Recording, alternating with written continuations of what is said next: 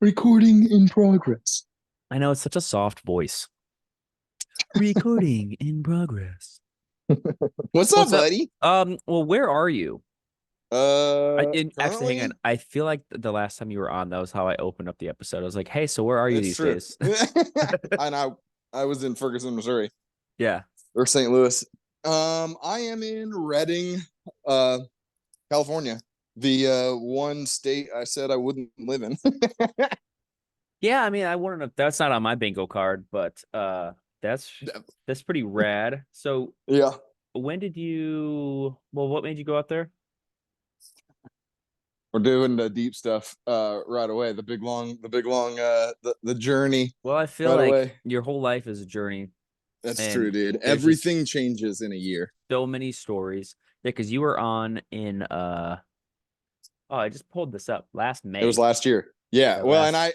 I just re-listened to it because I was like, what all did we talk about? And there's a couple things, and I like let's start here. Let's start here. First of all, I think last time we talked about afterwards how you had wanted to get to the topic of music. We never got there. Or you wanted to get to the topic of church. We never got there.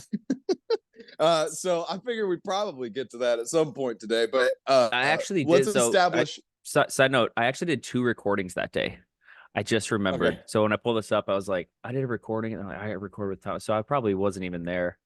Eventually, I was probably tired. But All good. anyways, we're here. We're here now All good. So together. those are a couple things that we'll probably get to. Obviously, the story of how the heck I got here. Um, but then if you have anything in particular you want to end up talking about, let's establish that now so we don't forget.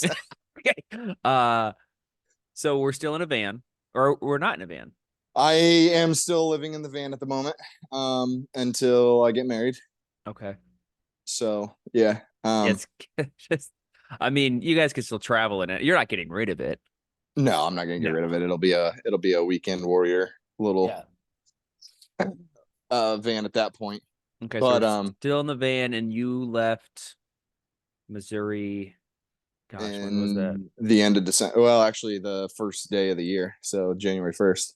Okay. Well, no, I left. Okay, so I technically left St. Louis before Christmas. Stopped in Indy. Stopped in Ohio a bit to get to know her family, and then we headed here January 1st. But we're getting ahead of ourselves. Yes. um, Okay. but yeah. So oh yeah, and another thing that I noticed when I re-listened to that podcast is one, for some reason, I said freaking so many times. You say I that a don't know lot. why. You say that a lot. I don't know why. I Like mean, I it's don't think better I than the do normally. alternative, I guess. I mean, It, you could just it's just drop it accurate. all.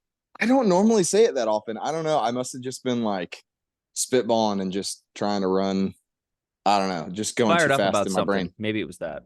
Maybe. And then I think I cut you off way too many times. That's fine. I'm actually fine with it because you like there's times where when I record with certain pretty much everyone I've recorded with is like a friend of mine, maybe like two strangers, but like Mm-hmm. some of them who haven't done a podcast before, they get like nervous Mm-hmm. and then it's just like we're literally just talking. I mean, yeah, there's some Yeah. structure and there's some type of, thing you want out of it, but some people Mm-hmm. it's like it's it's it's just Yeah. You're talking pulling really. teeth. Oh With yeah. you, it's easy because you're social, you're wild, you're everything. So I just let you Exactly. go. Thanks, buddy.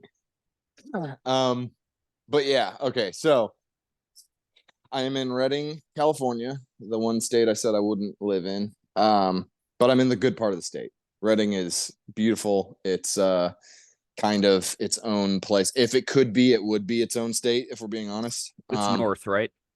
Correct. Oh hell yeah. Uh yeah, it's beautiful, dude. I'm like 3 hours from the redwoods. Ooh. But Have you ever been basically, there dude, before? Sorry, have you ever been in the we redwoods? I have I ridden? No, but Emma and I went out in November, I think, and visited. And dude, so crazy, Soon. dude. I Okay. mean, honestly, come on out. Like once we're married, I'll have a guest room. No, I want the van. Yeah, you can stay in the van. I don't care. Okay, back on topic. um. So, anyways, you and I talked. Here's okay. What's funny is so I moved to St. Louis because I was just like, man, I need to figure out what God's doing. I need to figure out what I'm doing in my life a little bit. I went to St. Louis, was like, man, I don't really want to be here, but God straight up told me to stay. And I was there with JT, my old mentor. And dude, that season has been that it's been crazy. Um, and I'll get to this like 9 years thing because 9 years is significant. And it was exactly 9 years since I had been there, which was 9 years since I had been in ministry. And that's significant, but I'll get to that in a minute. But I went there because he invited me and he was like, why don't you come out, see what God does? And I was like, okay, why not? I got there. I'm like, man, I'm back in the Midwest. I don't want to be in the Midwest. What the heck am I doing? I don't have the money to go back west. What's your How in the beef with the world do I? Midwest? It's just, dude, growing up in Indy, I just always craved being out of it. I was like, man, I don't like the flat nature of it. Fair. The further east you go, the better it gets. The further south you go, the better it gets. Like southern Indiana is kind of hilly. Like, and there's some really dope spots in southern Indiana, but it takes you like hour and a half to 2 hours to get there at least. Yeah. And and it's cool, but it's not like as grandiose as I had always wanted. And I had just spent a couple years in the mountains. I was like, man, I don't want to be in the flattest area of the Okay. Yeah, I mean, in United comparison to States. what you like where you were to kind of go Mm-hmm. back to India, and you're like, yeah, I was just in like freaking Mm-hmm. Wyoming, bro. Like, Yeah. Plus, you I know. mean, growing up, I had a lot of antsiness to like live a different life, and so just kind of being back in the Midwest. At first, I was like, man, what am I doing here? Like, and I was in the middle of a city. I'm not a fan of cities anymore, so I'm in the Yeah, middle of a city, and I'm like, this agreed. is what is going on, God? Why do you got me here? Then he made it super apparent that I needed to stay, and I was like, okay, well, I'm here. I might as well rebuild the van. So I started the rebuild process. I had also just gotten out of a somewhat serious relationship. And so I was just reeling and I'm like, God, I need to figure out what's going on with my patterns because I realized like I've got these sort of patterns that like a lot of them I had kind of gotten over, but I was like, man, what is my deal with relationships? And so I'm sitting there processing this. Well, Emma, actually, I'll go back even further. Back in Montana, God was like talking to me about sort of the porn issue, and Hmm. he was like, he basically straight up said, he was like, you need to get this under control before you meet your person. I was like, okay, fair enough. It's something Yeah. I've dealt with my entire life. I was like, and it would be on again, off again kind of a thing. I was like, okay, fair enough. So I bought some Fight the New Drug t-shirts, I and saw I was that. like, yeah. So I was Yeah. like, I'm gonna start posting about this because it'll help hold me accountable, right? Well, It they almost forces you reposted to basically like, I'm gonna practice what I preach. If I'm gonna be telling exactly. people, it's like, well, I may Yep, as well actually do this shit. exactly. I mean, there's something serious to accountability, but I decided to start posting photos and talking a little bit about it. They reposted that photo, a couple of those photos, a few times. One of those times she saw me and for some reason she was like, who's this guy? And Who's she's not this? the Who's type. this man? Yeah, who's this guy? Woodsy, outdoorsy, bearded, tattooed motorcycle guy, looks whatever. Anyway, she's attracted to me, which is dope. And so she followed me. She found out, she's like, well, first of all, this guy, like, he's got to be married. She's like, oh, he's not married. And then she's like, well, then like he's dating somebody. I don't know what's going on. So she followed me beginning of last year, real early. And I noticed her, but I didn't follow her back. She doesn't post a lot on Instagram. So was she? Do you meet in person before you followed each other? No, no, no, Okay, no. gotcha. Yep. So, anyways, I pay attention to who watches my stories. Yeah, I do So too, yeah. all the time. Oh yeah, It's kind of all the time. fun, sort Yeah, of. it kind of. I mean, on one hand, yeah, it's nice to know who's paying attention, but on the other hand, sometimes because of the algorithm and because of the nature of stuff I talk about, sometimes I get a little discouraged at the fact that I don't get a whole lot of engagement. So, Do you so it's not a to double edged sidetrack sword. too much, but do you like kind of in your mind keep track of like when you post something, you're like, I know who's gonna like this and who's not gonna like it. Not from a Um, controversial standpoint, but like if I post something, normally sometimes, now, like if I'm posting a lot of stuff about like cooking, I get the same people who like it. If I post something hmm about, Jesus or whatever, it's like I get a couple people who normally like all my stuff that like don't like right? it. I'm like, oh, interesting. But Yeah, I don't care too much. I just think it's kind of fun to yeah. watch. Oh yeah, I try not to care that much, and yeah, I sort of know who's going to be paying attention to what. I guess sometimes I've noticed, dude, people love our relationship, and so anytime I post something about our relationship, it just blows up. It's crazy, which is really cool. I love it. Yeah. But it's like you kind of know what's going to hit and what's not. Sometimes, obviously, the adventure reels usually do really well, but I haven't been able to do as much of those in the last 2 years. Yeah. But and then the fitness stuff doesn't do very well. It's just because it's too contrasty to my other stuff, which is fair. Um, but anyways, so I noticed her, but I didn't follow her back because I couldn't get a real gauge on who she was. I knew she was Christian, I knew she was pretty, and I like knew a couple things about her, but I didn't really know that well, right? But then I would just occasionally like see her on my story, and you know how sometimes you can just click on their story directly from your story to see what they're doing. Yeah. Yeah. Yeah, because it gives you the option to. And so I just clicked on her story a couple times and was just whatever. And I ended up replying to something because she told a story that was hilarious. And I replied to it. We start going back and forth, man. And I'm just like, wow, this girl's really funny. We've got a similar sense of humor. And so I'm just like bantering back and forth. Eventually I finally followed her. But because I was sort of trying to figure out my like some stuff with God, I was like, man, I'm not going to try to get into any sort of relationship right now. I'm not trying to whatever.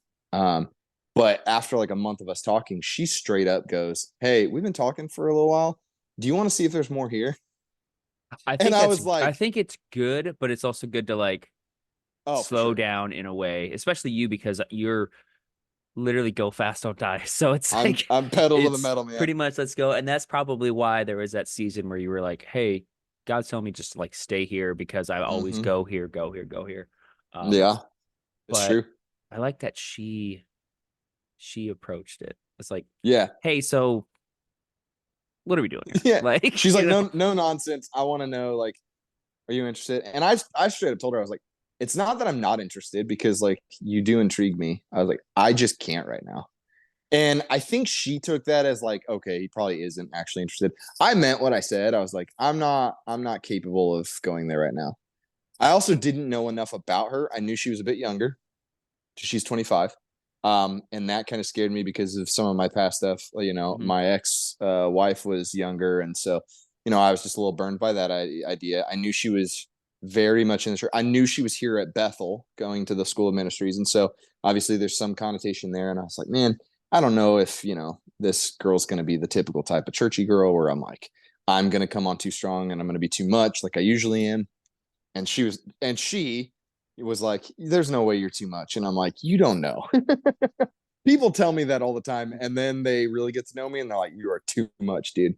um but anyways, I was just like, I can't. So she took that as he's not whatever, but she's like talking to God about it. She's like, I'm really interested in this guy, what's going on? And she felt like God straight up said, do you trust me? And she's like, Mm, yeah. He's like, then can you just be friends with him? And she's like, yeah, I can. I'll do that. fine. Okay, So, God, whatever. yeah, yep. So we still talked a lot, but I backed off because I was like, I don't want to give you the wrong impression. Um, I backed off, and I was just I legitimately spent all of last summer pretty much alone in the van when I wasn't working, or occasionally over at JT's. And it's the first season in my life where being in solitude wasn't anxious. It was like actually super beneficial for me, and God met me there big time. Um, and healed a lot and just like dealt with me on a lot of stuff. I'm becoming a lot less jaded on church culture stuff, and we can get into that later. But um, it was really good. And then at some point, she and I are talking, and I didn't know this, but apparently the night before, she had straight up told God, said, God, I can't do this anymore. I like the guy too much. I'm going to have to tell him I can't be friends with him because it hurts too much, right? That night, she and I are talking, and I go, hey, uh, remember when I told you that I couldn't, but I was still interested?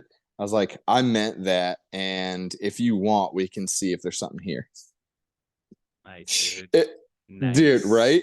So timing was crazy. I didn't know this, but there were a bunch of different times where she was praying for me about stuff, and she would like want to say certain things, but the Holy Spirit told her not to because it would be maybe a little too forward for me and stuff when I was just dealing with what I was dealing with. And so then like what's funny is because I didn't want to give her the wrong impression, didn't ask her a lot of questions about herself. She knew a ton about me, but I didn't know a lot about her. Did So I did she start ask, or actually did you just talk about yourself? How did she know no, so much about you? she Oh, would okay. ask me questions a lot.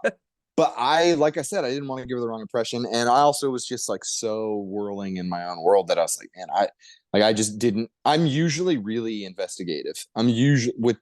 I genuinely think it was the Lord just being like, if you get to know this girl too early, you're going to like want to jump in and you can't, and you're not Hmm. ready for it.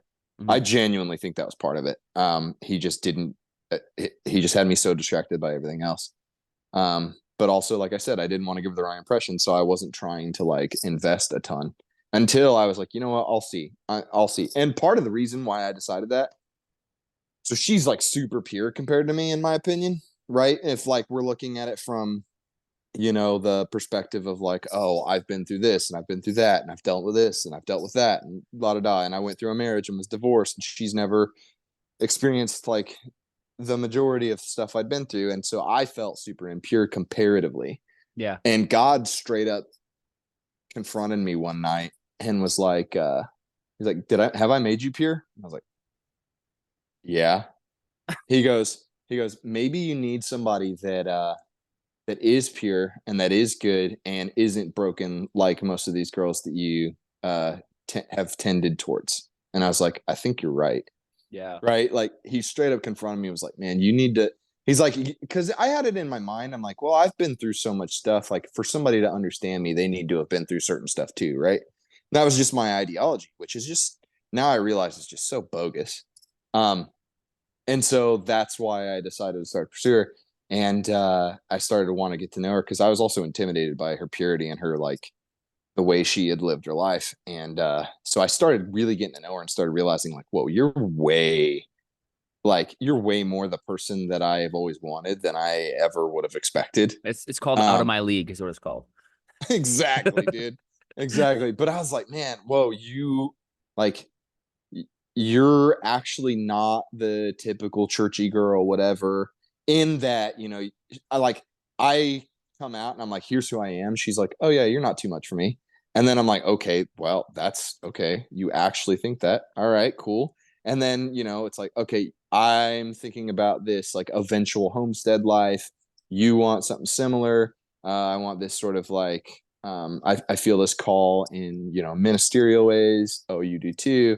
Oh, like you're really passionate about this. You are too.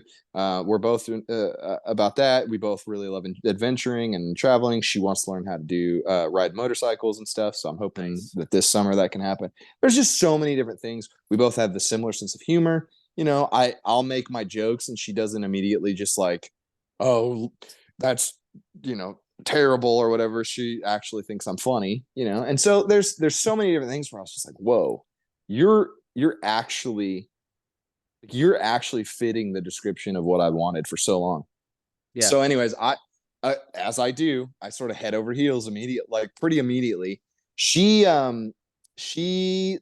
lives here in Reading, goes to the School of Bethel Ministries. But yeah, and then she's from Ohio, so she had spent another God thing. Hilariously, she had spent all summer in Ohio. She wasn't planning on spending all summer, but God sort of kept her there. She was planning on only being there like a month, maybe. Ends up there for like 2.5 months or something like that. Where's she from in Ohio? Um, I don't remember off the top of my head the town. Nice. Put you on the spot because Kelsey's from there too. I think we talked about that a little bit. Maybe. Yeah, because she's from Kelsey's from a super small town. It's between like Cincinnati, Uh, Columbus, and Dayton. So it's real. yeah, similar. New Carlisle Oh, okay. is the town. I think I So it's drove outside of by it. Dayton. Okay, yeah. It's outside of Dayton. So, anyways, she was in Ohio way longer than she had planned to be, and she was about to drive through. Every year, she would do a drive back with her dad, and they were getting ready to. They had usually gone through St. Louis, but they were planning on going northern Indy over to like Wyoming and Montana and check out some of that area and stuff. Hmm. So they were going to take that route. Well, she changed her plans to come actually meet me in person and convinced her dad to go out of their way a little bit, which is, I mean, time wise, it was only like out of the way by like an hour or two. Right. So she comes through St. Louis instead. We hang out for a couple hours. And I'm like, wow, you're actually really dope. I'm not being catfished here at all because you're actually like gorgeous, Yeah. uh, and like all the things. And then, I walk her back to her dad and I meet him for a minute and I gave them the rundown about what roads they should take when they hit Wyoming and Montana. And they did, and they loved it. Like they were like, that was the best part of the trip. Because I told them to go over the mountain pass near Sheridan in Wyoming and then go over Chief Joseph and Beartooth Pass. And they were just like, that was so incredible. So then she and I just get to talking a bunch, and I'm like, wow, if you are exactly who I think you are or who you're presenting yourself to be, then I'm in. I was like, I'm in basically. And so we traveled back and forth a few times. And then I basically was just like, all right, I'm gonna move out there. And I'm gonna make it happen. We'll figure it out. So yeah, middle of December, I was like, okay, I'm bouncing from St. Louis. I'm gonna go meet your family, get to know them because she's like really, really close with her family. I was like, okay, so I'll go meet them. And then we bounced between there and Indy a couple times so that she could meet my family. And then we took the drive to here, and I've been here ever since. Uh, and it's been awesome, dude. So awesome. How long of a drive was that? What was it, 3 or 4 days? Well, so we stopped first night So you out. guys took the van because Yep. you guys took the van and drove. We I stopped remember in seeing your Instagram stories. So Yeah, we stopped in Kansas City, stopped in Denver, stopped in Salt Lake, and then made it to Reading. So it was 4 days. It was a long freaking drive. yeah, dude, that's a banger of a drive. So you're in Mm-hmm. Northern Cali now, Mm-hmm. and yeah, I did. Reestablishing myself. Uh, I finally got a job. So I'm back into welding and fabricating, which is kind of That's dope. a good field to be in, man. A lot of those trades, Mm-hmm. they pretty much always need Yep. workers, and yeah, like that's good Yep. for you, man. Yep. Yep. I Well, I had decided that probably they made the most sense uh for a long-term profession, cuz I got out of videography and I was like, man, I don't want to do that as a profession anymore. I was doing construction last year with mhm. an emphasis in bathrooms and tile, and that was enjoyable, but like it fluctuates so much. And I was like, man, I think welding's maybe this the trade to be in long term. It probably makes the most sense. And so I got a job. Yeah, God, basically, like there was a whole thing with that too, where I finally got a job, and I was like, this is awesome, and I'm making pretty good money. So And sometime in between all of this, I have to ask you, how did you break your foot? oh yeah. So I was still in St. Louis. I took the bike down this path to the river, and on the way back, there's this really steep hill you have to go up. And unfortunately, my bike isn't geared for off road as much as my old bike was. Um, and they don't make super knobby tires for the back tire, unfortunately. I just Okay. can't find them. So I'm going up this hill. It was wet, and I had done the hill before when it was dry. It's like, all right, this is fine. Like I'm going up, I get halfway up, I drop the bike, and I didn't have my boots on, which is mistake number one. Mistake number two is I tried to get back on the bike instead of like run next to it. I pick it up. I'm on the brakes. It's sitting there. I'm like, okay, this is fine. I was like, I get on it, and I'm like, okay, I'll start it really fast, and then I'll just gun it and see if it goes. Right. So I did, but as soon as I I pulled in the clutch to start it, I do, but I start sliding backwards. The brakes won't stop me, nothing. I'm sliding backwards down the steep hill, and then all of a sudden I catch a rut or something, and it freaking drops me, twists my ankle, and just snaps my fib. So thankfully it wasn't the tib, which is the bigger one. Yep. It was just the fib, and so I was out of work for 6 weeks, and dude, it was not a good time. It honestly made coming out here a lot more difficult because I didn't have nearly the savings I wanted. It took me longer to get a ring to propose and stuff. So that all sucked, but God proved himself faithful to me all the time, man. What was your recovery like? Because I Oh, dude, briefly I couldn't remember do when it anything. happened, and yeah, and I just remember seeing you on crutches, and then I Dude, think I remember you doing pull-ups. Somehow you found a way to keep working out, which I'm not surprised by. eventually. Yeah. eventually, and only a few times, to be honest. I wanted to work out more. Um, it was just, dude, I was like, man, maybe I can get back to work at like 4 or 5 weeks. No, dude, it wasn't happening. I could I could barely make the after 6 weeks work. It was so freaking difficult. There I go again with the freaking Frick. but no, it was so difficult. And I basically just laid around for the better part of 4 weeks, which like drove me wild. But Emma and I, anytime she wasn't in school or work, we were FaceTiming pretty much constantly. So Yeah. it helped. Jeez, Which man. also helped with the relationship getting super deep really fast. So that was kind of nice. Well, because you're vulnerable and you're like a Right. kid Well, and I couldn't and do anything immobile else. and you couldn't do anything. So it's just like Well, and feel what's bad for funny me. is, yeah, well, I mean that too. But what's funny is the night I broke it, she immediately her spirit immediately knew something was wrong, and she texts me. She's like, "Are you all right?" And so I call her after I get a hold of JT. I'm like, "Hey man, I need you to pick me up. I just broke my ankle, whatever." Yeah, I So I was just saying, called were her you and I by was like, yourself? "Hey." Thank God I wasn't. I was with actually a local, and he was on a 4-wheeler, and I was like, "Hey man, can you lead me out of here? I'm pretty sure I know how to get out, but I'm not sure." So, anyways, I like thank God he was there because I had to like backwards crawl up this steep hill for probably 20 feet. It was Dang. difficult, and thank God, like I've been sort of on this being an asset over a liability thing for a while, and man, thank God I train the way that I do because I would not have been able to get myself out from underneath the bike with twisted ankle the way I was without being able because I was able to lift the bike enough to get the foot out from underneath it. I was able to like just force myself out of that area and up so that I could get onto the 4-wheeler and he could get me out basically. And then JT picked me up from there in his truck and we went to the hospital and I was there till like 3 a.m., which is silly, but it is what it is. And then, but yeah, and then Joseph, my brother, he calls me out of the blue and he's like, dude, I don't know. He's like, I don't usually get stuff like this, but he's like, dude, I was just sitting in church and I felt like God said this was your last chance to like rest before everything changes. And I was like, dude, that feels prophetic to me. So yeah, it was good. It was a good season, but man, it was hard. Yeah, man. No, thank you. I mean, there was, let's see, my brother flipped our four-wheeler once when I was younger Mm-hmm. and I just sprained my ankle, so I couldn't do too much, but I haven't had any thankfully, I haven't had any like serious injuries or Yeah, anything yeah, like that. I mean, I yeah. broke my wrist, I broke finger, nose, ribs, Mm-hmm. but nothing where it's like, hey, I like need help wiping my ass or something. Like, No, thankfully I've never had anything like that. I did fracture the other ankle when I was a kid, when I was a teenager. And it was because my parents called me and my brother home and we were racing home and I nice. hit a hole in the ground and just dropped. Started screaming. Joseph runs home. Dad's like at the door and I'm yelling like, "Dad, help." And Joseph said that he goes, "Boy, you better be hurting." Because he comes running out in his socks and he gets me. And I remember he was like, it's probably just a sprain. You're probably fine.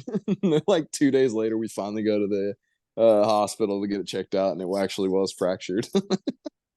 But man, that's like the only other serious injury I can remember having. But man, I've rolled that ankle so many times since, and now I've got this other ankle. Thankfully, it wasn't a roll. Like you know how usually you like You roll the ankle to break it. yeah. This one was actually, and which is why I'm lucky the tib didn't break, is because it twisted the other way, so it like went side to side instead. Okay. Um, yeah, instead of like rolling, it went sideways, like towards the inner thigh. And, whew, it was not great. I thought it was fine for a minute, but then I stepped on it a couple times and I felt the bone shift. I was like, it's broke. Yeah, plus your adrenaline's probably popping right now at that Oh point. So yeah, you're just like, I don't really feel it too much until like a couple until hours you do, later. and Yeah. then you do. Ugh. Yep. No, But thank yeah. you. Mm-hmm. Damn, man. So lots happened in the last year, it sounds like, huh? Yeah, man. Yeah, man.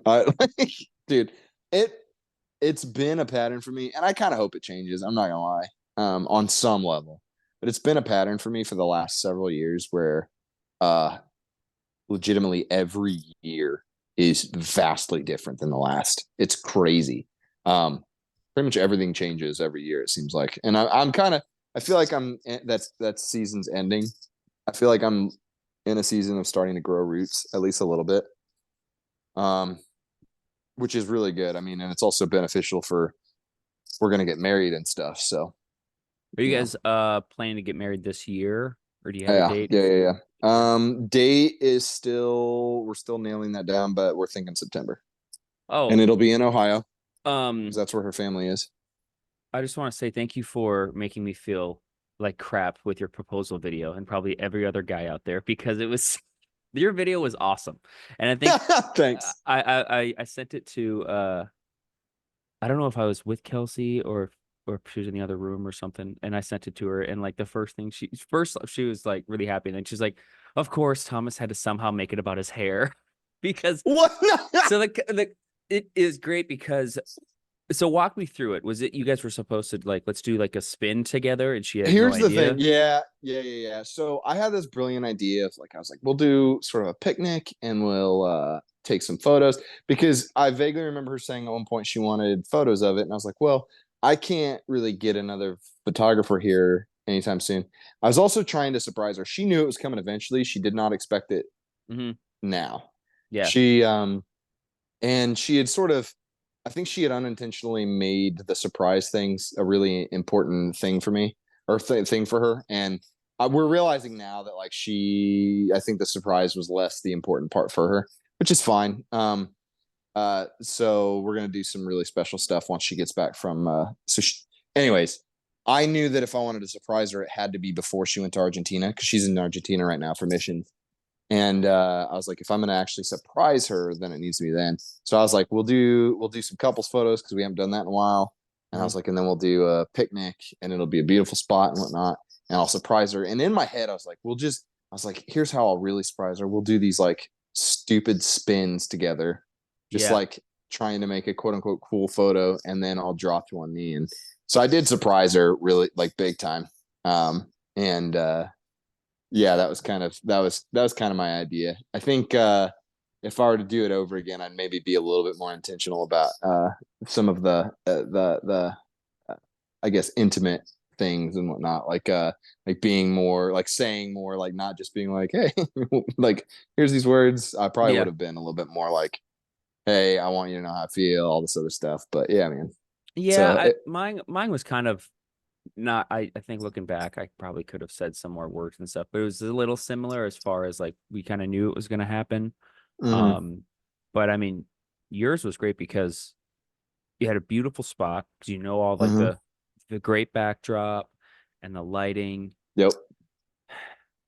Well, just it cute. what sucks is it was a little rushed because we went to get food and then they took forever, and then we got there and it was like, okay, well, we've got to do photos now. I was wanting to do the picnic before, but I was like, man, we got to do photos now because the sun's already cresting the mountains and we're about to not have any lighting. So it did feel a little rushed that night, which sucks because I had it planned like differently. But it is what it is, you know. Where was So it when at? it's a place called Whiskey Town Lake, like 30 minutes from here. Nice, Um, yeah. So, but I think we're gonna do something special when she gets back. So nice, dude. yeah, man. Have you cooked her dinner before? I mean, a few times, yeah. Okay, Nothing too fancy, but I actually every night, I mean, not since she's been here, or since she's been gone, but every night I'll come over here and we'll do dinner here. So one of us cooks. I nice. don't do anything fancy though, like you do. Yeah, I don't do anything fancy. There's a Yeah, couple things that are okay. probably all of my Everything you stuff. do is fancier than mine. I learned my stuff on like TikTok or the Tasty app. I tell everyone about that, but it's Mhm. like it's repetition, Yeah. repetition, repetition. But a lot of the stuff, I mean, I think it's just like a nice feeling for. I mean, I know Kelsey really appreciates like, hey, like I'm cooking dinner, Yep. especially now with like the kid and stuff because it's Yeah. our life is so different right now. Of course. But Which congratulations, by the way. I know I've told you that before, but thanks, man. Well, I told you after our recording last time. I said like, "Hey man, so yeah, the yeah. reason I You had were to like, push this was because of that." yeah, yeah, yeah. So yeah, he let's see, he's 2 months now. Um Yep. he's got a lot of hair on his back. Nice. Dude, it was weird. He came out. he came out and it was just like, oh, that's it's okay. He's got a lot of hair on his back and shoulders and whatnot. Just looks like he's just been shooting up. Like a John the Baptist type thing or whatever. Yeah, yeah, if it just on steroids or something. Um, but no, he's really cool. We're doing good. It's he's sleeping pretty good as well. But yeah, Good. it's just learning to everything's new. Yeah. Like his first time at something is our first time at something. Like his first Mm-hmm. time seeing a fan, which he Yep. loves the fan. He just lays on the bed and he just like looks up, dazed and Mm-hmm. confused. Yep. Um, but it's like you're kind of learning how to basically keep a human alive. Yeah. Yeah, which a lot of it's on Kelsey. Because Right. she's doing the feeding and stuff, so I just make sure she's alive. So it's either mentally make sure she's good, but like just water, Yeah. Of lots of course. water, Gatorade, and then like back to the cooking. Like I make sure I mean I cook all the time before she was pregnant, but like now Yeah. it's just keep cooking. But there's certain things that like she can't have spicy food right now. So darn. Mm. But no, I've it's never been like, a spicy guy myself. dude, it's the problem with the spicy food is like if you overdo it, that dish is ruined. Like Mm. plain and simple. You put too many jalapenos in there, like, yeah, I'm not eating this anymore. Um, Mm-hmm. but it's also like learning how to, I mean, be a good partner, but then like when it comes to cooking, like make things that are easy to cook because of time and Yep. easy to eat because you have like one hand or Yep. like the baby Yep. could wake up anytime. So it's Yep. just it's awesome, man. Like I freaking love it. Freaking That's awesome, whatever. dude. Um Speaking of, my brother just sent photos of his kid in the group chat. I think he's like 6 months now, or no, wait, no, he's actually almost a year now. Wow, that's crazy. But he's my brother was saying that it really amplifies a lot. He was like, man, before I wouldn't know that she was upset about something necessarily because she'd just be like, well, no, whatever. But now, because you're doing so much more and you've got so much more on your plate, he's like, no, you pretty much know immediately if you're annoyed at each other or not, and then you deal with yeah. it. Yeah, the hormones are a little different. Hmm. That on top of it, but also it's like, yeah, you have some sleep depravity. I mean, we had a pretty good routine for a while where his little mini bed, his bassinet was on my side of the bed. So we'd wake up every couple hours. Because when they're first born, they got to eat like every 2 hours. Yep. So Yep. it's like I'll wake up, I'll get him changed, she'll get ready, and then I'll stay up for a little bit. She stays up to feed him, and then he goes right back to sleep. And Yeah. then as weeks go on, it slowly starts to change a little bit. But I mean, he sleeps pretty good right now. Um, Good. it'll be like 6 hour spurts, sometimes 7 or 8 at night, which is Hmm. great. Yeah. Um, Obviously. because I'm not on leave yet, so like I'm still working, but I mean, with me working from home, I have a little bit of flexibility to kind of like, Yeah. like get not the best sleep. Um, Yeah. But not have to be as like on the ball. Yeah. I get what you're to saying. yeah, like if I had to wake up and get my coffee and go sit, first off, sitting at a desk in like an office is just horrible for me. Like I Yeah. just can't do it. You just feel trapped and you just feel like you're on this like weird rotation of life. I don't know. But I mean, here, Yeah. like I can wake up, get to work, and then like if she needs something, I can run and go. So it's like you're growing together, you're learning together. Like not every word is said, but you could tell if one of you is like Yeah. upset or if one of you is just like, hey, I appreciate you or something like that. Of Because like, course. things are going like your whole life is different. Hmm. In a really good way though. Like you just get this like sense of like love where like I'm gonna do anything for this kid. You know what I Well, of mean? course. Yeah. Um, but he's really cool. He's got like you do tummy time so his head gets strong and he can like walk Yep. around and stuff. And so his back of his head doesn't get flat. Yeah, man. But Or you're he probably past that now, but no, I actually don't know when that stops. But I mean that is one of the things, yeah. But yeah.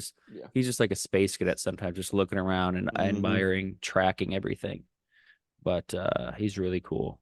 He's super Dude, cool. I But know like no, I know so little about all that. And honestly, up until the last couple of years, I thought I'd never have kids, and now I'm like, you know what?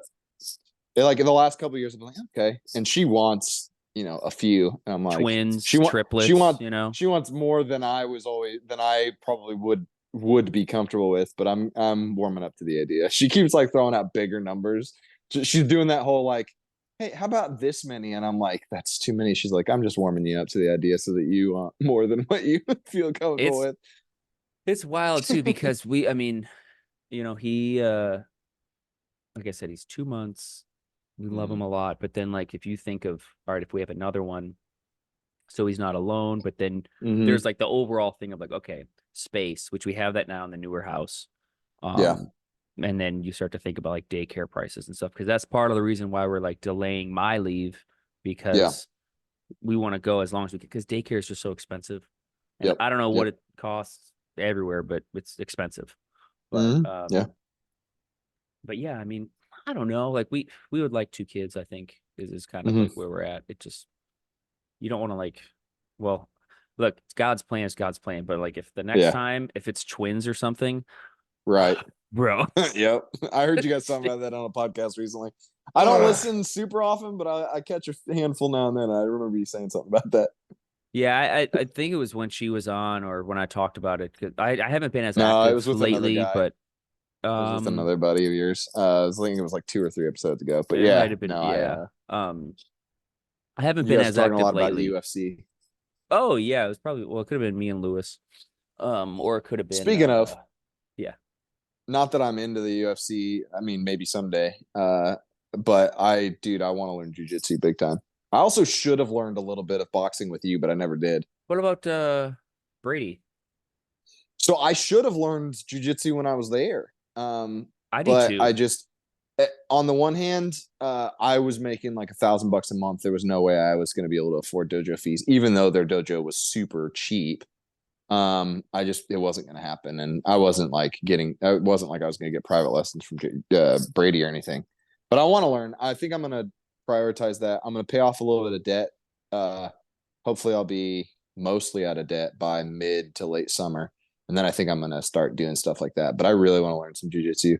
But yeah, Brady's really really good at jujitsu. He's like I think he's a brown belt. That's up I've there. heard stories. He's stupid good. I remember one of the guys at Go Fast was talking about how he was in there one time with Brady, and I don't think they had a black belt in the studio at the time. But Brady came in and he said, I don't know what move it was, but he basically was just like, I'm going to submit all of you with this one move. And Danny was like, it was so humiliating because we all knew it was coming, but not a single one of us could stop him. It's such an interesting sport. Like I would love to learn because it's Mm-hmm. so much of thinking and like setting up traps or Yep. just maneuver. And you'd be great because you have grip strength from Mm-hmm. lifting so much. I mean, that's a huge part, but it's like Mm-hmm. it's it's such an insane workout just from what I've heard. Like I Yeah. haven't done Oh it, yeah. but I You mean use like your entire body differently than you're used to for sure. yeah, and like your brain is just constantly thinking of like, all right, how do I do offense and defense and set up a trap at the same time? Like all of these moving Mm-hmm. parts. I know some people who do it here. The gym I go to, I mean, they do jujitsu classes and stuff, but it's like it's such a humbling experience because it's all Mm-hmm. you've probably seen those videos where like the tough guy comes in and Oh just yeah. like I can do whatever I want, and then just the 115-pound girl is like, all right, done, Yeah, yeah. Brady done, said that would over. happen all the time. All the time. He was like, and that's the thing about the strong guys, like that actually being really strong and not having a lot of cardio would actually work against me most likely Mm, because he said that a lot of the strong guys would come in thinking that they're going to manhandle somebody and then they just get humiliated. And if you're not humble, you'll probably walk away and be like, I'm never doing that again. yeah, this is But I'm humble stupid. enough to know that I'm going to suck at it until I get practice, and that's just the way that it is, and I That's want to like learn. that's the first part of learning, honestly. It's just like accepting, like, Mm-hmm. hey, I'm gonna be humble about this. I want to absorb as much as I can, you Yep. know. Yep. Especially something as big as that. I mean, I was like that today when I had cocktail training down at the Yeah. bar. Like we had new recipes and stuff. They're like, hey, here's how we're gonna do it. I'm like, great, because I would love to learn all this stuff. Yep. Um, Yep. so That's pretty sweet. Pretty man. sweet. Well, it's like 9:30 in the morning, and they're like, "Hey, try this." I'm like, "Man, I really don't feel like drinking right now." It's 9:30 in the morning, dude, because we had to I'll do it sip before the it. bar open. Yeah, I'll smell it, Yeah. but no, it's cool. Like learning anything, dude. Like the first step is Mm-hmm. just accepting the fact, like, hey, I don't know this.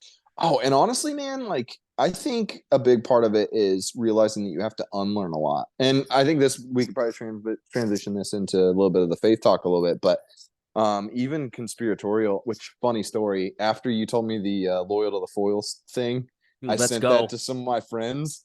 And a friend of mine, well, we first named our group chat that, and then she made an Etsy shop named after that. And so I've got this I saw you beanie post that it. I saw you she post it. made. Yeah. I think I follow that person on Instagram actually. Uh-huh, Teresa. Yeah, yeah. Yeah, I do. She I do. Yeah. she it's a beanie that says tinfoil on it. And I'm like, yeah. God But dang. but I'm realizing that you have to be willing to unlearn a lot. The problem with that is we've got a church culture right now that's like, oh, deconstruct, deconstruct. And at one point I sort of resounded with that ideal. I was like, yeah, I'm sort of breaking down some of my ideologies, but I'm realizing that the deconstruction can only be a piece of it. And honestly, using that terminology is probably uh it's just not beneficial to anybody. And so I stopped using that terminology and started calling it a reformation for me.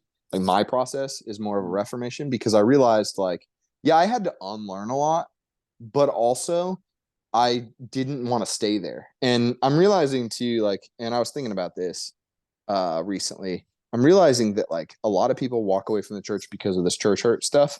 But I'm realizing, dude, it's super arrogant and ignorant to walk away from the church because people hurt you.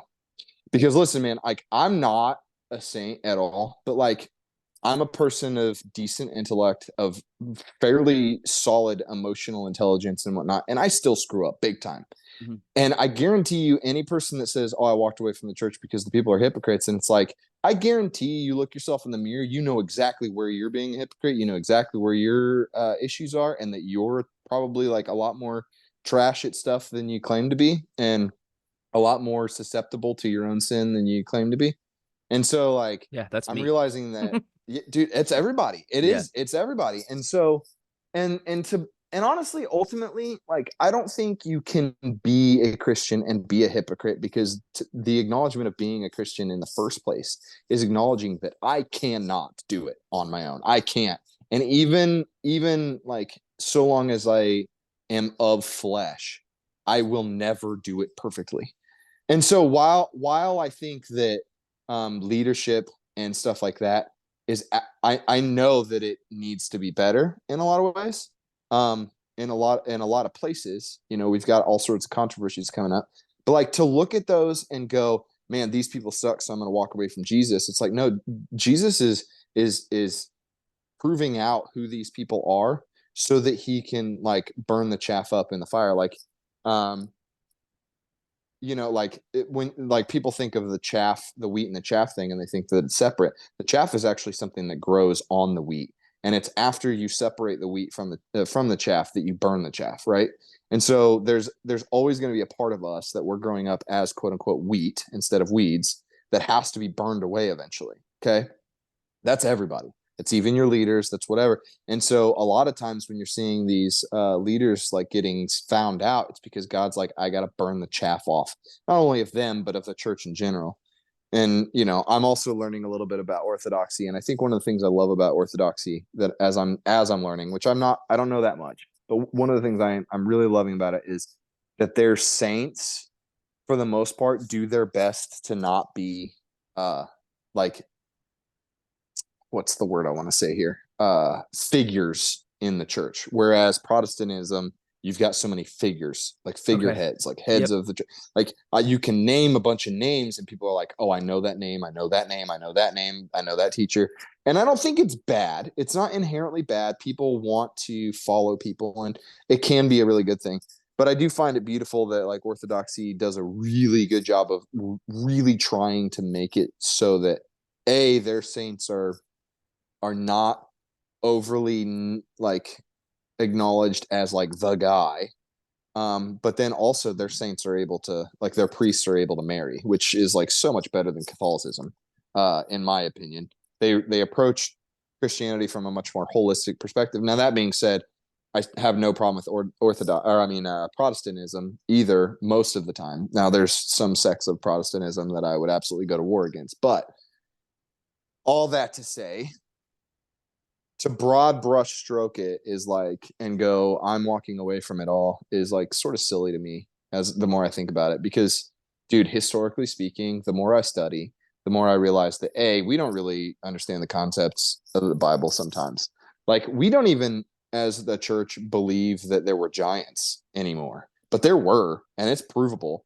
I mean, before the 30s, you see newspaper articles all the time of people finding bones of giants. But then the Mhm. Smithsonian goes in and they're like, oh, we're going to buy all these up. And then anytime that any more are found, we're going to go sweep them under the rug and pretend that, oh, yeah, that's not really real. And it's around the same time that atheism became a big thing. And then you get NASA, which, NASA was like the original guy over NASA, Warner von Braun. He was a Nazi that came over in Operation Paperclip. He's also a Freemason, which Freemasons are Satanists. And Right. so there's this whole thing that happened where they're like, let's sweep a lot of history under the rug and pretend like it's not, so that we can basically, make people more susceptible to control, which is exactly what's happened in the last few years, whatever, et cetera, et cetera. Um, I don't know where I was going with that point. But oh yeah, yeah, yeah. Like I feel like we don't even really have a whole lot of context for stuff, because I mean, even one scripture that I've been sort of studying in on and listening to other people teach on is this idea that like when Jesus went to the Mount of Transfiguration, he says, "You are Peter, and on this rock I will build my church." And a lot of people think that they're saying like, "Oh, on the rock of Peter," like Peter is the rock, and he will build his church. And that may be a part of it, but the reality is he was at Mount Hermon. Mount Hermon is where in the Book of Enoch, and a lot of people will be like, "The Book of Enoch isn't Right. canonical." I Yeah. know, but it was historical context, and it was even quoted in the Bible, so you can't completely throw it out. But it's where the angels came down and made a covenant against God, was Mount Hermon. And so when Jesus is on Mount Hermon, and he's basically saying like, and the gates of hell will not prevail against it. Like, this is where I will build my church in the gates of hell. He was at the place considered the gates of hell. He was on this rocky place. He's saying that like even this place I will build my church. And so it's most likely not even that he's saying I will build it on Peter, but more likely that he's saying like, here, even where they consider this the gates of hell or the residence of Satan and all this other stuff, like that's in their day, that's what they considered it. And so even to that point, like most of the church doesn't even grasp things like that. So much so that I'm like, okay, so you can walk into a church and be like, oh, these people have this wrong, these people have this wrong. It's like, well, honestly, most of the church just has it wrong. And to walk away from the faith because of people is silly, when Jesus himself and all the apostles straight up said, like, constantly, like, people cannot bring perfection. Like, they can only be made perfect by Jesus. Mhm. And so I went on a big long rant about a whole lot of different stuff there, but I think you get my No, point. I get your point. I mean, because that's something that like I'm guilty of, where and I mentioned this on my last episode with Lewis, where I said like one of the main things that turns people away from church is Christians themselves, or the quote Uh-huh. unquote air quotes Christian, whatever. For sure. I'm definitely one of those people. I haven't turned away from my faith, but it's more so like I just Mm-hmm. get so angry, um, and sometimes judgmental. Well, actually, not sometimes. I get judgmental quite a bit, and I shouldn't. Yeah. But it's like, that's something that has it's just been hitting me a lot the last like couple years, Mm-hmm. and with us moving, we're still trying to like find like a pretty decent home church. Yeah. Um, Yeah. I mean, we haven't been to Indy's iTown. hard, man. Yeah, we haven't been to iTown Indy's in like hard. 4 years, probably, or 3 years. Yeah. Um, Honestly, I will say about iTown, they have been impressing me recently. My brother goes there. I went there a few times. I have heard that he's moving towards, the movements of the spirit and stuff like that, and teaching about that stuff, and like actually starting to embrace that stuff, which I think is good. They're they're still pretty structured and whatnot. But I feel like they're starting to move away from this whole like rigidness that they've had. But honestly, Indy is really hard. I always found that it was super difficult to find churches that really modeled what the church should be really well. well, But I also had a chip on my shoulder too about a lot of stuff. Like I know you and I, if we look like, I think we've talked about this before, but like big production, you know, on the mhm, one hand, it's like, man, that's hard because the church could be doing this or they could be doing that, and a lot of times these churches like they may have a big production, but they're also giving a ton to, you know, these different causes or these poor or whatever, right? And we just assume that they're not because they're paying all this money into whatever. But like then I started thinking about it, and this is one of the reasons why I'm becoming a lot less jaded about churchianity and Christian culture and stuff, is that I realized like if I'm a camera person and I want to not only tithe my money or whatever, or not only just like give to the poor, but like if I want to give God, which is, I mean, Old Testament wise, like people would literally give to the temple, not because they were trying to give to the priest necessarily, but because they were literally like, I want to give back to God. Mhm. And it's like, if I want to give God my talent, then how do I give my talent of videography? Okay, well, cool. Maybe they bring in a camera and they do cool production stuff and they like give away their capability, and then they run cameras or whatever. So like without the cameras, then they can't really give back to the church in that way. Same thing with like the musicians. It's like, okay, well, we want excellence in our craft, so like maybe we actually do try to put in a lot of practice into our production of music, right? Because if you're going to be a musician, you don't want to suck. And so you put in the same thing with like maybe somebody really loves technology and they love like doing the lighting stuff. And it's like, okay, well, they can give their time and their effort to that. And then you got maybe these really like these people that have a lot of money and they're like, we want to lavish the church with like stuff so that these people can give of their gifts to the church and like and make it a cool thing. I'm no longer painting a broad brush with this whole like, oh yeah, the production stuff is like bad, this, that, and the other. And because I never like fully embraced that it was bad, but I'm realizing that it's so much more nuanced than we think it is. And more often than not, especially in this culture of like looking at one thing and immediately making a snap judgment about it, I'm realizing that even I don't know the behind the scenes of what they're actually doing with their money. And yes, there are so many churches that are being found out for being fraudulent or for being this, that, or the other. It doesn't mean that all of them are. And so I'm trying my best to stop painting such a broad brush on this stuff and start realizing that like it's all more nuanced. Just because the church that I went to at this place did it wrong doesn't mean that the next church that does the same thing is doing it wrong, because maybe they're doing something similar, but it's not, you know, in a trash heart place, or maybe it's not fraudulently being done or whatever, you know. So I don't know, I'm just realizing that like I can't expect the church to get it all right, because ultimately speaking, I'm also realizing that community is massive, man. Mhm. Like there's so many studies about how marriages fail because of lack of community sometimes, and the like community is really like, when you look at the old ways, I'm realizing that the old ways are like a lot of times the right way.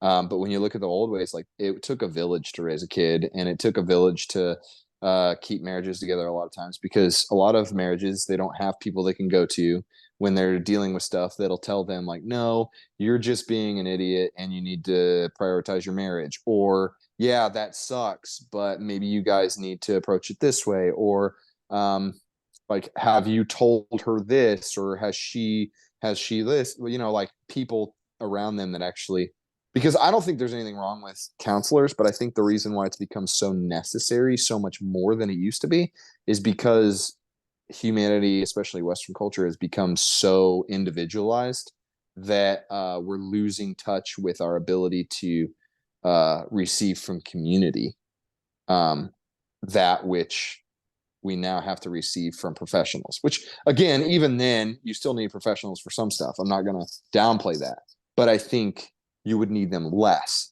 if the community aspect there is there. And I think sometimes those of us with a chip on our shoulders, it's sure we're seeing the injustice, but maybe it's so that we can do something about it rather than just scoffing and walking away.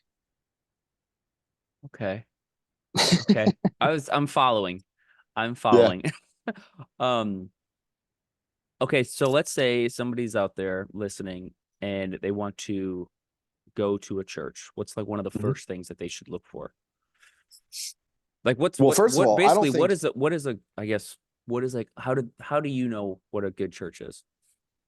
well, for me, I mean, okay, are they teaching biblically? Are they actually truly seeking Jesus? I'm trying at this point, I'm trying to realize that I need to be humble enough to know that I'm not gonna know enough about a church to know immediately, right? Right. Like if there's a big online controversy about this person and how they like had weird sexual relationships with some woman or whatever, maybe don't go there. But Yeah, like, probably don't. yeah, but like go and it's like, okay, maybe they did this thing and it was weird. Maybe I don't make a snap judgment immediately, and maybe like I stick around for a little bit. Maybe I actually get involved so that I actually understand the nuances of the church. Because a lot of people will go in, they'll just sit, and they never serve, they never become a part of the thing, they never really get to be a part of the community. Which a lot of churches don't do a good job of facilitating community, but some do. But they'd never become a part of the community. They never really get in. And when it's not personal, you have no investment and you have no desire to like see it better. And you have no desire, like you can't come in and go, hey man, like I think you did this and it was a little weird. Can you explain that to me? And maybe whatever, if you don't have a relationship with that person, right? And you can't gain understanding. And we're in a culture right now where we just go, oh, I saw this thing. I'm gonna make a snap judgment and I'm gonna be like, I know exactly what your motive was. Well, like you could do that with your wife when she walks in and she's like got a furrow on her, like her brow is all like in a whatever, and like she seems a little bit upset. You could immediately assume that because you didn't do the dishes, she's pissed off about that, but she might actually be really frustrated with something at work, and you Right. just made a snap judgment, and now you're gonna like maybe start a fight with her, or like have a tone with her that you shouldn't have had because you completely misunderstood the context or the whatever. And Oh my so gosh. I'm just I think, picturing Kelsey listening to this part in the episode and just looking at me and dude, just going listen, like man, just listen. snapping. I could Emma and see I it. just spent like the last like what was it 6 weeks or whatever in a pre-marriage course, and it was all about that whole like communication and not making judgments and like and being willing to just go, hey man, hey, like I felt this way when you said this thing, and the person that is like being talked to doesn't like they don't need to immediately go, I'm a bad person because you felt this thing, Mhm. right? um it's sorry, I got a text and I got a little distracted. It's not that that like, oh, I'm a bad person because you felt this way. Like you may have felt this way because your past has told you that this means this and this means this, and your vocabulary from what you grew up with, like perfect example, if somebody says yeah period in a text to a response, one person may be anxious and like, oh, they're mad at me or whatever. Yeah. Whereas that person may have just meant like, yeah, I all I have time for is to tell you, yeah, and I'm Yeah. using good punctuation because I learned punctuation in English class way back in the day. And so they may not have meant anything by it, but like because when you were growing up, your mom would text back, yeah, period, and that meant she was pissed, doesn't Well, mean that your it's like wife that. is the same way. It's like that. I don't know if you've seen it. I can send it to you after that classic Key and Peele skit where it's like misunderstanding text messages. So one guy was Oh just yeah, yeah, yeah. like, I know exactly "Hey, what you're talking do about. you even want to go out? Do I even want to go out?" It's like, I don't know, Yeah, whatever. yeah. I know I exactly what don't you're know talking whatever. This about. mother. Yeah, exactly. And it's true. It's so true in all relationships. And so my point is like that's applicable in marriage. It's applicable in friendships. It's applicable in everything. Like I do my best to like let people know that hey, I might be misunderstanding this thing. But I felt this way and I don't want to be upset about it. So can you explain to me what was going on? Like I even do this with friendships when I'm feeling like a certain type of way a lot of times. And the healthy people will respond correctly and they'll be like, oh, I'm sorry, I didn't mean to, like, I hope I didn't mean to make you feel that way, I didn't mean to come across that way, what I meant was this. And Emma and I do this all the time, thank God. Like she has such great emotional intelligence, and we've both done a lot of work in this, but like we'll legitimately sit down and be like, hey, like can we discuss this, because when you said this it came across this way, and I'm like, no, I didn't think that at all. Like you were thinking through this lens, I was thinking through this lens. So when I responded out of this lens, like I meant this. I didn't mean what you thought I meant. And so it's beautiful. And so in the same way, I It's a good think way of having a conversation too, where it's I like, agree. "Hey, so I just want to bring this up." Like, okay, cool. So now I'm alert and Mm-hmm. ready for like, let's just see. Well, Otherwise, and it could be an issue. exactly. And it's being humble enough to know that, like, hey, my emotions are just, they're just indicators as to what's going on inside of me. They don't Mhm. have to mean that like, oh, hey, I felt shame when you said this to me. It doesn't have to mean that you were a bad person for making me feel that shame. Like you didn't make me feel that shame. It was triggered probably because of something in childhood or something, whatever. And like I felt this shame and like, can we talk about this? Because I want to make sure that I understood you correctly. Because if I didn't, then I don't want to feel this shame about it. And if I did understand you correctly, then we need to talk about this because like how we just discussed this thing is a problem. So my point though, as far as like walking into churches, is being humble enough to realize that like you're not gonna know anything until you actually invest in it. And like you can walk in and just be an observer and think you know what's going on and not have a clue.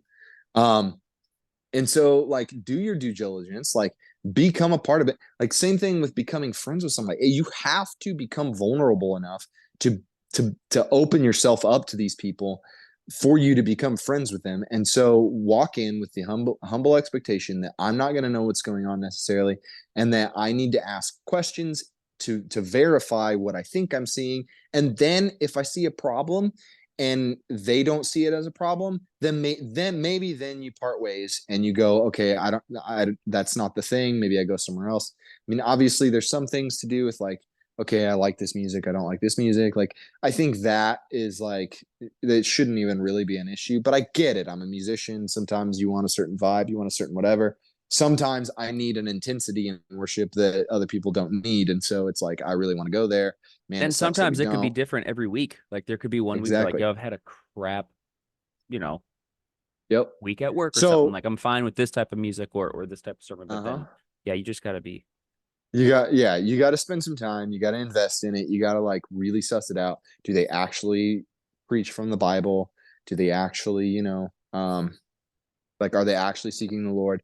One big thing is like trying, if they don't already have community like really established, maybe that's a problem, but like do your best to become a part of the community. Um, because ultimately I do think that the church is eventually going to be forced into a position where it's less meeting in big buildings and eventually more house church things. I don't know how soon that'll be. That could be a while, but I do think we're going to get there. And so learning how to be in community with people that are not perfect, that are not going to get it right all the time, but learning how to communicate in such a way that, you're not fighting each other over stuff, but rather actually trying to resolve stuff, becoming a peacemaker instead of a peacekeeper and just keeping your mouth shut all the time. yeah. um, Sometimes being a peacemaker means, shaking the wasp's nest at first to get them out, and then you remove them, and then the peace is made, right? So sometimes there's a little bit of a battle that has to be fought before a peace can be made. And anyways, all that to say, humility, man, that's the main Humility. thing. There we go. That's what I was just gonna circle back to that. So do you and Emma like the same music? She's not a big metal person at all, but she doesn't mind when I listen to it sometimes. Okay. That is the one thing that can be a little much for her sometimes. But I think it's more that she's just very sensitive to like her own emotional like states sometimes. So if I'm not paying attention to where she's at or like whatever, and I just start playing it, then she might be like, "This is too much for me right now." But other times she's like, "This is fine." I think I remember it was when you guys were traveling to California and it was you made a post like, hey, send us music recommendations or Yeah, something yeah, like that. yeah, And I feel like she made this face when I don't know what song it was. It was definitely a heavier one. And you just panned yeah, over to her and she just had this side eye of like, I'm uncomfortable right now. Like, what are we yep, doing here? yep, Kelsey's not a big fan of it. yeah, She just feels that it just everything sounds angry. yeah, yeah. Which okay, maybe. Which that's something I want to touch on too at some point. But yeah, as we're getting into the music thing. But yeah, dude, I It agree. I get it's it. and also I mean with her being like a SLP, like she's hearing screams. Like this just Oh sounds yeah. like it's painful. It's not good for them. I'm like, I mean, August Burns Red's been doing Sometimes this it for is 20 angry. years, so I Yeah. think he's okay. But Yeah, yeah, yeah. no, I think there's certain songs that I don't play around her or certain bands, and then some I do where Oh it's like yeah. there's like a little bit in there in the background, Yep. but I mean Yep. nothing too aggressive. So she's I not the do. biggest fan. I do similarly. Yeah. But she did like the Silent Planet show. Nice. Yeah, she wore Nice. earplugs, which I'm not Dude, against sometimes because, dude, like you don't realize it. I mean, my ears are so bad you get that I would have to anymore. 3 hours of just music just blasting. I went Hmm. to a Like Moss Aflame concert once, and I was up against the stage, but I was Oh, dude, right next to the amp. ringing for days. Yeah, it was at the Hoosier Dome, and I was Yep. right there, and I'm just like, this is gonna be bad. This is Yeah. gonna be bad. Yep. Ringing for days, dude. I'm pretty sure I have tinnitus or whatever they call it now. My ears are bad enough now that I have to use ear protection even at work a lot because I just like it hurts. Like it legitimately hurts when there's like too loud of a noise sometimes. I even when I'm riding anymore, I have to put in earplugs so that I'm not getting blasted with wind noises bad. See, But I'm like yeah, that. man. If I have so like my Bluetooth earbuds, like they're just right inside. So like I Hmm. can't have the volume all the way up because it's just too much. But if I have muffs that go over, it's not too Yeah. bad. But yeah, my ears are I can hear stuff. It's just Yeah. sometimes there's just some random pains I'm a little that bit of hard hearing now. I'm realizing because there's people that'll talk really soft and I'm like, what? What? dude, I have people talking soft to me when I'm bartending and it's like busy. It's a Friday night or a Uh-huh. Saturday night. Yep. It's busy. Yep. And well, there's two Same kinds. with There's guys I work one, with. yeah, there's one where they're just like, can I get a and I just want to say, bro, read the room. Like you got to pick that up. But it's Hmm. that, and then not so much anymore, but probably a year or so ago, people would still wear masks and they're talking even quiet. I'm like, Oh yeah, yeah. I can't I can't read your lips. I I can't can't hear read your you. lips, I can't. obviously. And how are you going to drink this? But that's a Yeah, totally different topic. Um, yeah, we won't piss those people off today. no, I love pissing those people off. It's fine. I'm not gonna lie. I still have like I have to be careful not to judge people that are still wearing masks. But I'm in the same category, like because because it was happening for so long, or not so long, but like where it was just required everywhere. Like subconsciously, I kind of have that like bitterness, not bitterness, but I'm like, this is stupid. But then there is that compassion of like, oh, these people are actually like, some are might actually have respiratory issues, and like they're just, yeah, But I yeah, don't see maybe. it. But Maybe I don't see it too much anymore. oh yeah, no, neither do I. Even out here, but like I don't know. I feel like there's so much information out there now that has proven otherwise. Even the quote unquote experts on their side of the aisle have come out and been like, oh, we were wrong about this, and we were wrong about this, and we were wrong about this, and it's like if you're not if you're only picking and choosing what you want to believe from even your own people, then like. But anyways, let's not go there. Back to music. Because I've had this yeah, thought one time. Well, I'm probably still gonna have an episode where it's just gonna be talking about conspiracy theories. dude, So let's do it. I'll have you I'll do it with on. you, I have my buddy. I'll have other people on because like dude. Let's I do get it. Let's do labeled. it. First off, I'm unashamed that I'm a conspiracy theorist because like one, it's kind of fun. Like just Honestly, it's like not even digging. theorist anymore. Most of the time, it's realist. If it turns out real, hey, what am I? But no, that's gonna be a separate Dude, episode. let's Uh, do it. Tinfoil hat, loyal to the foil. Dude, I'll even wear the beanie and everything. Have you been so what music have you been anything new this year? I know there's been some um, good like I feel like I sent you maybe I didn't send you Being as an Ocean's new album, but oh, their new album's very uh, very good.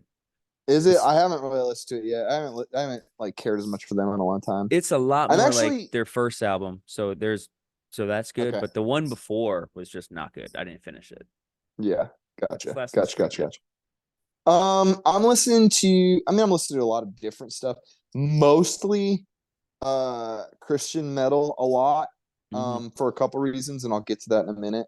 Um, but I mean, I found this hardcore band called Meadows. They're really good. I'm not usually that into hardcore, but I really really like them. They're also friends of my buddies in Conveyor. They're Oh also a yeah, hardcore band. I love them. Listen to Rival Choir and their original under the original name also nice. South something South. Hold on, I had it in Mouth my of the head and I South. forget. Mouth of the South. There it is. Yep. Listen to them every once in a while. I still jam My Epic all the time. They're not metal, but they're like I listened to them post because I hardcore. think you posted them on your story once, or Garrett Russell did, um, Yeah, some time ago. And some of the most poetic worship I've ever listened to, and I yeah, love it. They're like uh, honestly one of my favorite ever. Honest, dude, my favorite band. I think I've decided that my favorite metalcore band of all times is Haste the Day. oh, okay. Post Jimmy Ryan. Post Jimmy Ryan. I had this thought yesterday, and I can ask you because we're on that topic. What do you think classifies as a favorite band? I'll answer first. It's my Uh, question. I just I I think don't know. I mean, I've got different favorites for different genres. Like, I mean, my right. Epic's Okay, my favorite so let's worship. say But as let's far as metalcore goes, like as far as a band that I can get behind lyrically, sound wise, and everything else, like I love Haste the Day. I love Brennan. He's a dope dude. I love. I've actually hung out with him a time or two. You know, Steven's always really good vocally. You know, I used to say Silent Planet was my favorite, but like I still love them. But like I don't know, Garrett, I'm just finding myself agreeing with him less and less. But Mhm. also him and a buddy of mine got into it one time, and I was just like, man, the way you handled that kind of frustrated me. So Their I bass still listen to him, just player, not as their much. newest bass player, Nick, he's from Minnesota. Um, Oh, is he? he's a really cool dude. He's actually, I'm pretty sure he produced my buddy Austin Gabe and Lewis's Oh, really? EP. Yeah, he's a cool Nice. guy.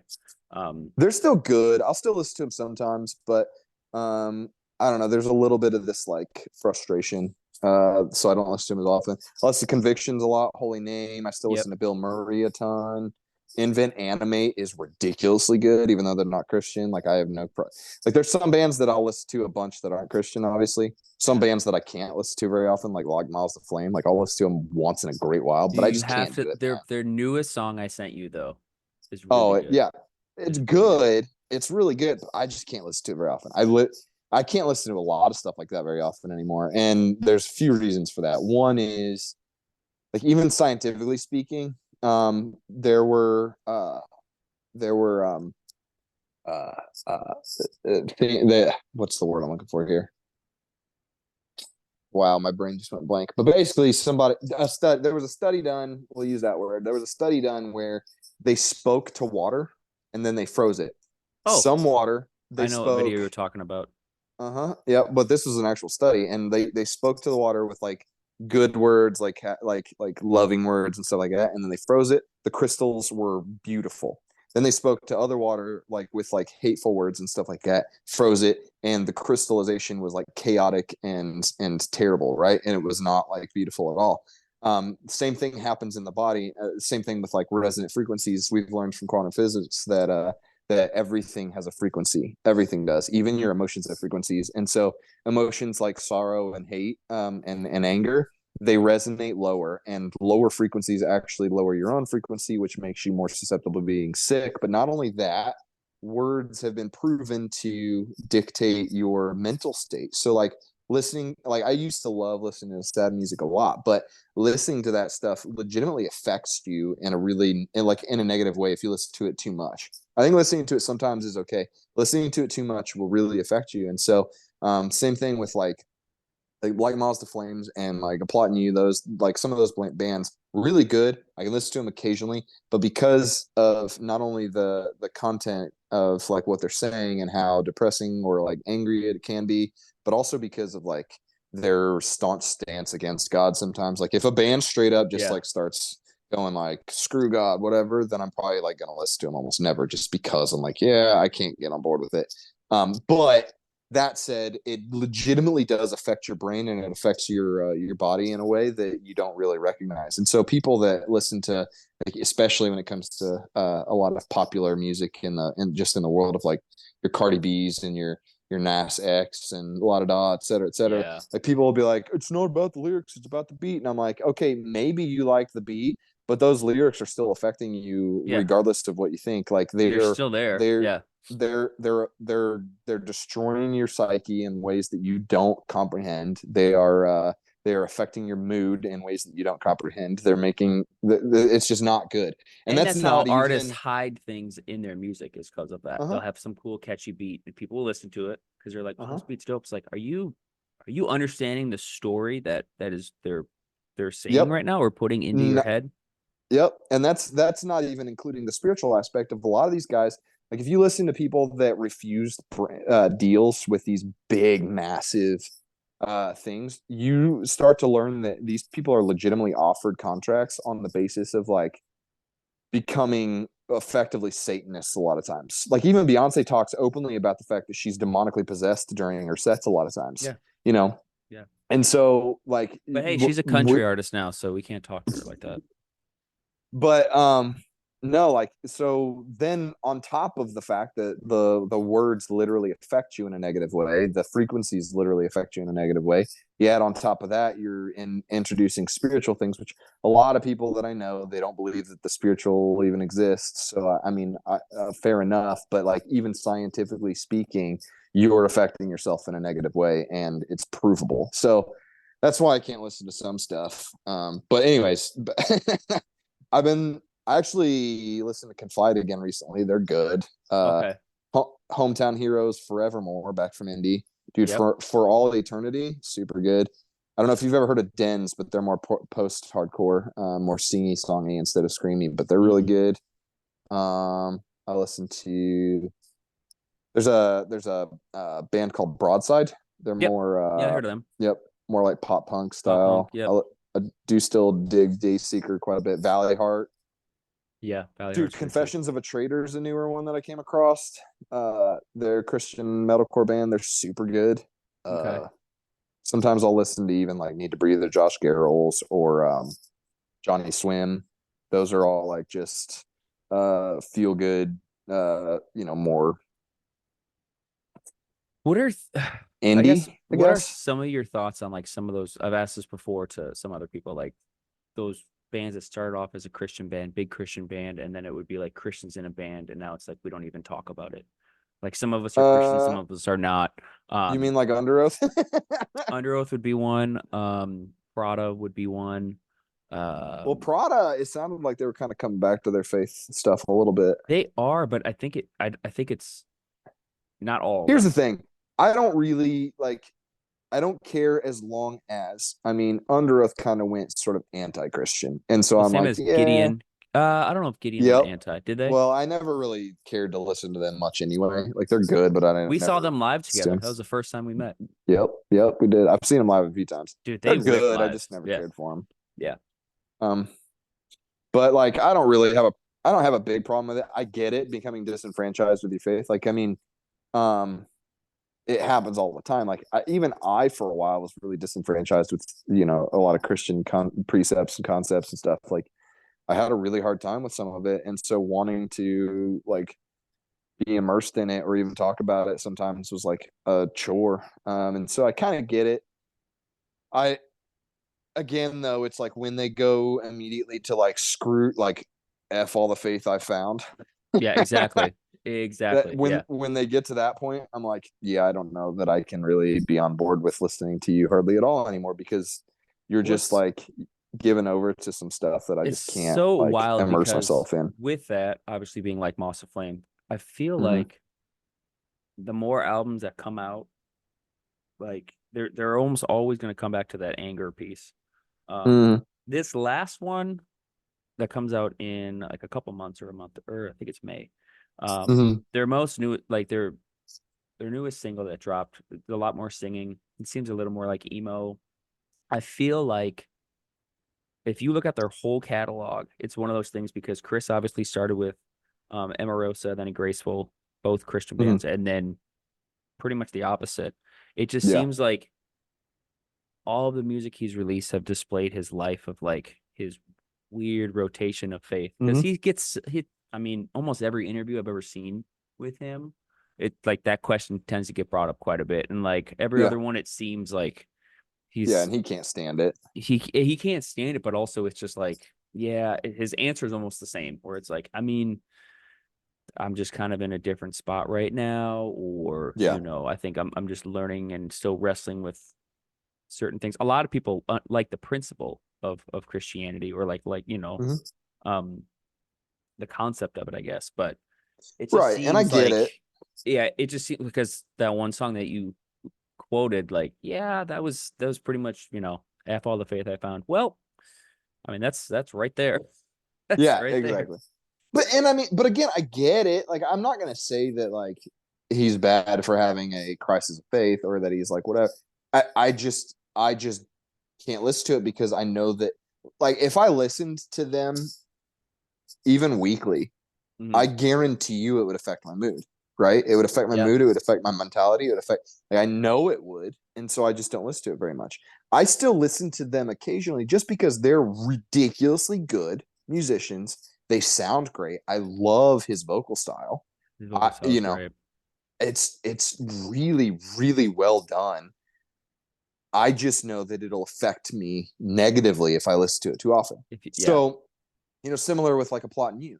I really dig their sound, like especially lately. I think I never didn't really like their first two albums at all, but like after that third album, I think it was, dude, I was just like, dude, this is a really cool sound. I love it, but I can't listen to it very often. I just can't. Yeah. So even like I really love this band. It's a I guess a Midwest emo band called uh Overgrow, and they're Yeah. ridiculously good. But Yep. it's so sad.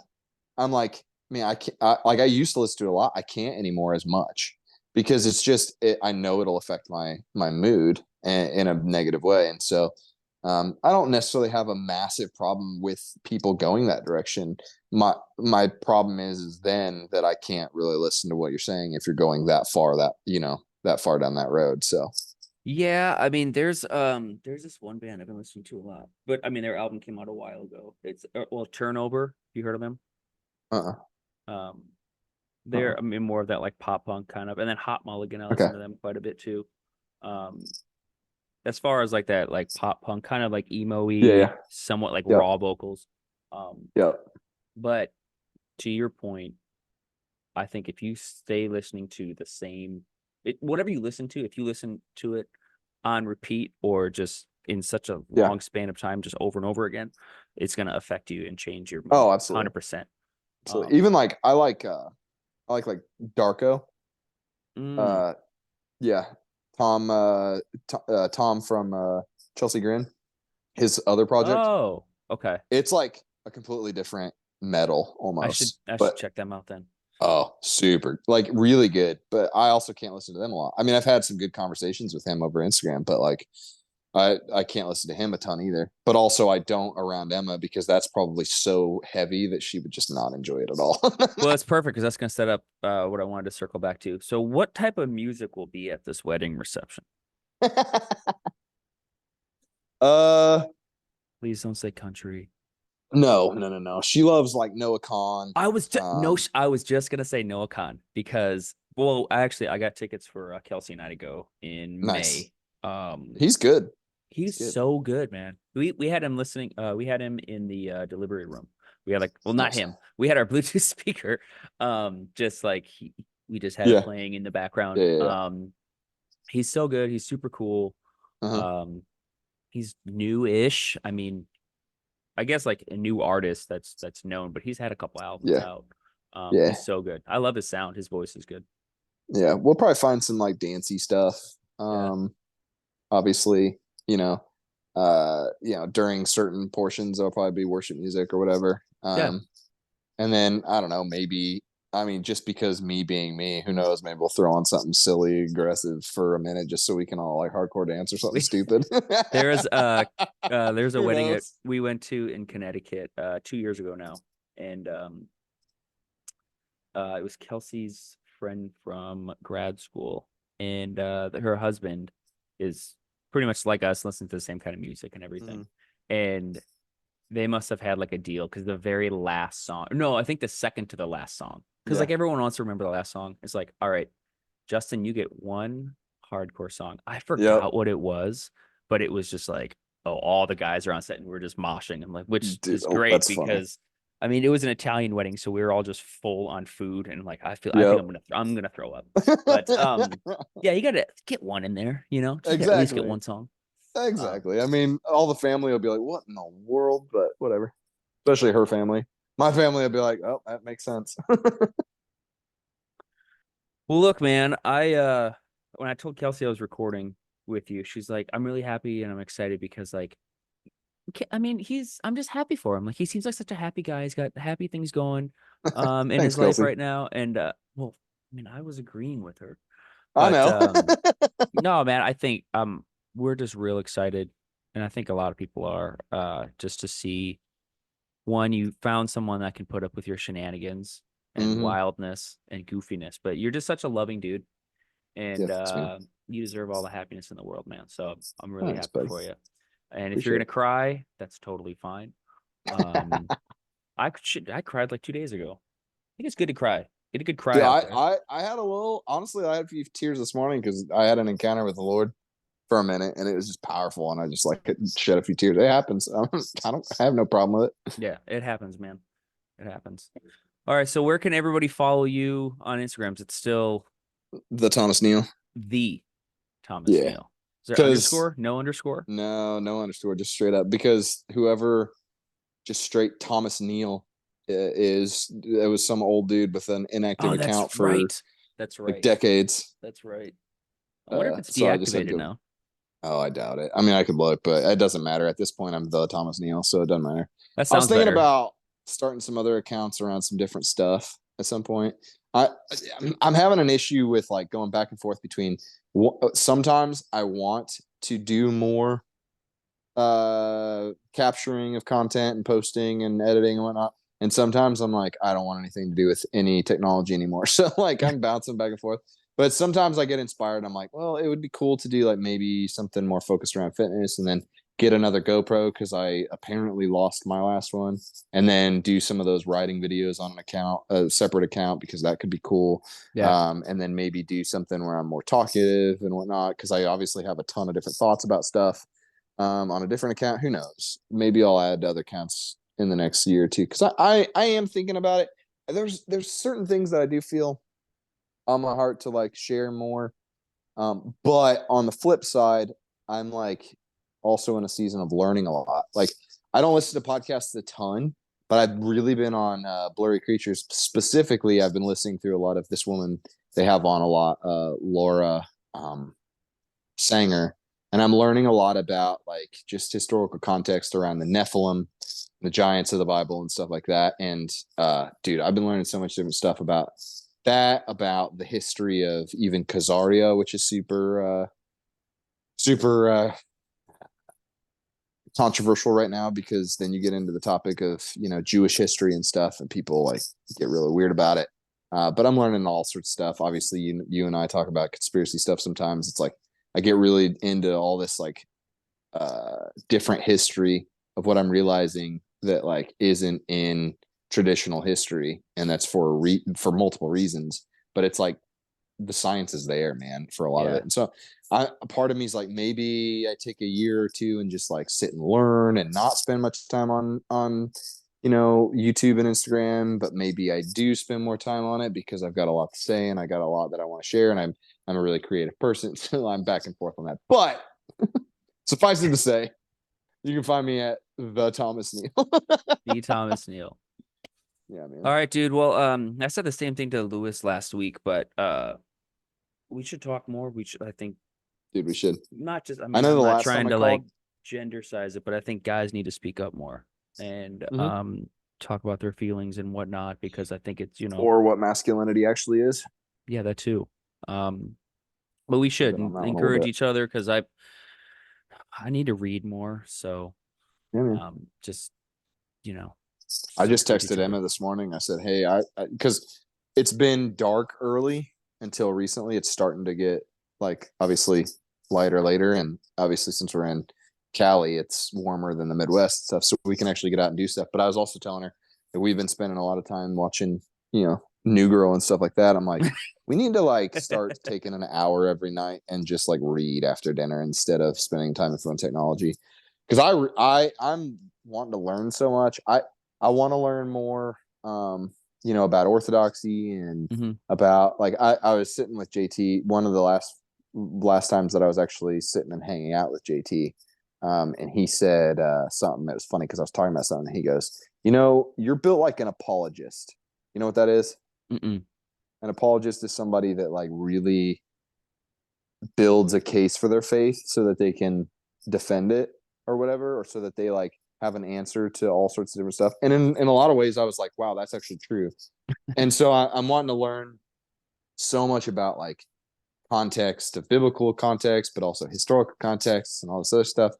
So much so that I'm like, man, I really need to spend so much less time on scrolling Instagram and spend more time either writing or processing my thoughts. And anyhow, I get it, man. I want to spend a lot more time reading stuff too. And I agree, dude. Let's be connected more. Let's freaking text Yep. more and stuff. And yeah, keep each other, because I do think that, even accountability in other areas like spiritual matters, or like being emotionally capable and stuff like that, dude. I think that would be really great. Yeah. And plus, honestly, Oh, it's what's up. I messaged. I don't think I ever really talked to Brady about it the last time, but I did message him. He's also big into UFC and stuff, and I was like, dude, he was just on some other podcast, and he asked about like what other podcasts are there, and I was like, yo, dude, I'll have to get you in touch with my buddy Jason, because he's also the UFC guy, and you guys would probably connect about a lot of different stuff. So Yeah. Plus, I'm I'll sure he's got a lot of stories. oh Seems, yeah, he's yeah, got a seems, ton. yeah. Um, I'll do a group message between the two of you on Instagram after this. yeah, man. Sure, I appreciate that. I'll connect with him. I know, like right now, UFC's pretty weird and wild with everything. I talked to Mm-hmm. Lewis about that last week, but Well, but yeah, even that's if you just didn't talk about that much, like no. that's I'm just one saying point of like contact. it's yeah, it's I talk about it quite a bit. It's cool because Kelsey's into it too now, which is nice. But That's awesome. kind of going back to what you said. One of my favorite fighters, his thing is like I think for like 6 weeks or during his training camp, he's like, for 30 minutes each morning, I had no phone, no technology. I just like went for a walk or just Mm-hmm. was outside. And like, that's something I Mm-hmm. really want to start doing a lot more. Just have Yeah. like this sense of gratitude and Mm-hmm. whatnot. But Yeah. let's encourage each other. And Yeah. I appreciate you, man. I love you. Thanks, dude. Love you too. Yeah. I appreciate you, man. It's funny that like we really connected way more after we weren't living with each other, it feels Yeah. like. It's like But that. it's I'm good. like that. I'm like that with some of my coworkers who I don't work with anymore. Like we end up becoming Mm-hmm. really good friends. So Yeah. But word, love you, dude. the Thomas Allan Neal or the Thomas Neal. The Thomas Neal on Instagram. But you need to spell my name correctly the first time, this Duh. time when you upload it. Because you spelled Allen with an E and there's Yep, no I E. did. I did. All Oh, it's right, funny. man. Love you. I'll talk to you later. Love it too, buddy. Later. Yep.